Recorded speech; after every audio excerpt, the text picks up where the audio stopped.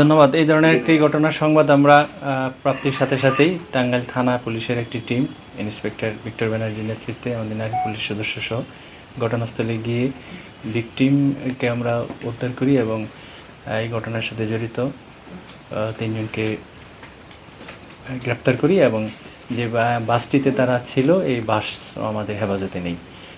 এই সংক্রান্তে একটি মামলা রুজু প্রক্রিয়াধীন এবং ভিকটিমকে 22 ধারা জবানবন্দি গ্রহণ সহ মেডিকেল সহ অন্যান্য কার্যক্রম প্রক্রিয়া চলছে। রেডিও কলোনি থেকে ঘটনা শুরু, বিষয়টি জি, এটা ঘটনাটার সূত্রপাত গত রাত 11:30টার দিকে ঢাকা থেকে ঢাকা সাভারের রেডিও কলোনি থেকে তার গন্তব্যে যাওয়ার উদ্দেশ্যে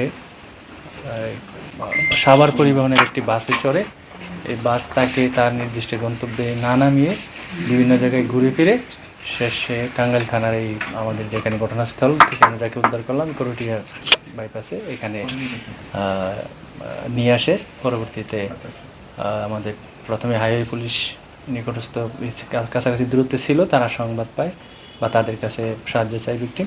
তারপর হাইওয়ে পুলিশ উদ্ধার শেষে আমাদের সংবাদ দিলে আমাদের থানা টিমও গিয়ে আমরা অংশগ্রহণ করি এবং ভিকটিমকে হেফাজতে নিই, আসামিকে হেফাজতে নিই। প্রাথমিক সত্যতা পাওয়া গিয়েছে কি এই ঘটনার প্রাথমিক সত্যতা পাওয়া গেছে। নারীটা হচ্ছে কলেজ ছাত্রী, মানে এইটা যদি একটু ক্লিয়ার করতেন। কলেজ উনি রানিং স্টুডেন্ট না, উনি অনেক আগেই কলেজ থেকে বেরিয়েছেন। আচ্ছা, কখন বাসটা ছাড়ছিল?